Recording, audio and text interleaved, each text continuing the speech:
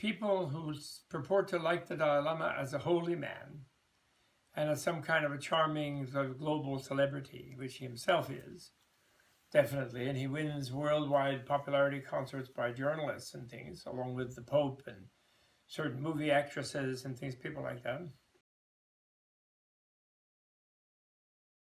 And yet people say about the Dalai Lama, well, he should stay out of politics. He doesn't know what's going on in the world. His nonviolence has not helped Tibet all this time. He really can't do anything against the Chinese Imperium and the People's Liberation Army with nonviolence.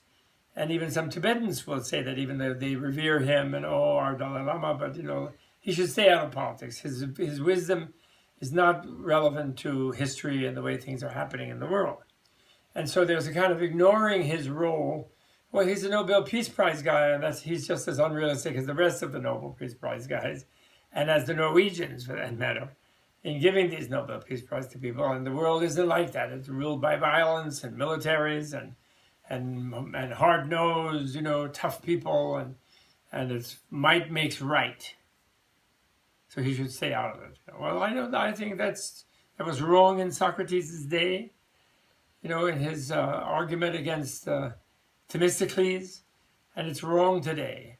And who is upholding the Socratic point of view, that violence is destructive, and that violence leads to more violence, and that it's practical to be kind and to use dialogue to resolve conflict, and to forswear violence and let your opponent realize that your opposition has reasoning behind it, and then he has reasoning behind his position, and the two of you will try to reason it out, come up with a middle way, be centrist, That's the way of dealing with it, and violence will just bring more counter-violence and is no good. And he's the one whose teaching is that. He is the one who is a living teacher of that Buddhist, Christian, Hindu, Jewish, Muslim, Taoist, Confucian teaching, indigenous people's teaching.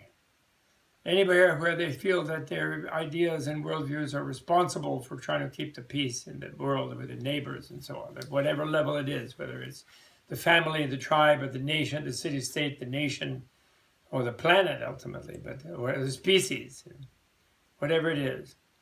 This is the general consensus. And the Dalai Lama is the sort of world celebrity and, in a way, leader of world leaders. He's a leader, he's a political leader also, until he resigned recently, but he still is ethically and morally a political leader of a country who's lost his country. So he's in exile. And so therefore he's a leader responsible for a country without the country. So in a way he's very vulnerable and weak, and he's been very badly displaced and badly violated, actually, and his people have. And yet he insists on responding nonviolently with the calls for dialogue, with feeling there's a win-win situation with his oppressor, rather than he has to now oppress his oppressor and kill him and get rid of him and get revenge on him. He's not into that. So that makes him, and since militarism is one of our lethal problems, since that's a major problem, then the Dalai Lama's teaching about that, living proponent of the view that that is not good, is very important. And that's why he matters. And to China and Tibet in particular, in relation to that, because that's one of his primary concerns, Chinese are harming themselves by harming the Tibetans. By harming the Tibetan environment, they're harming the sources of their rivers.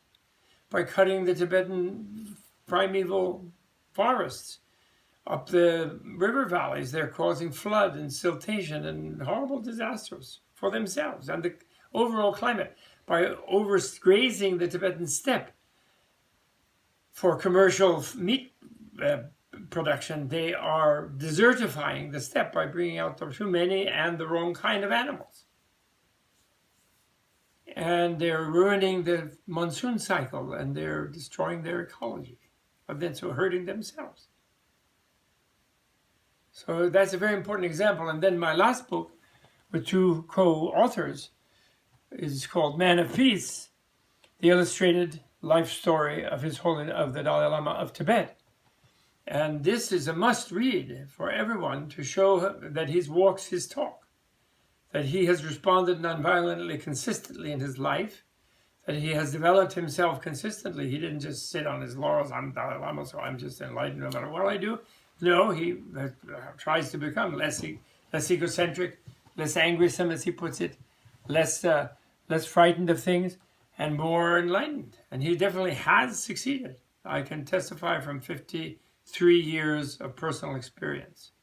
So that's why the Dalai Lama's role is really, really important.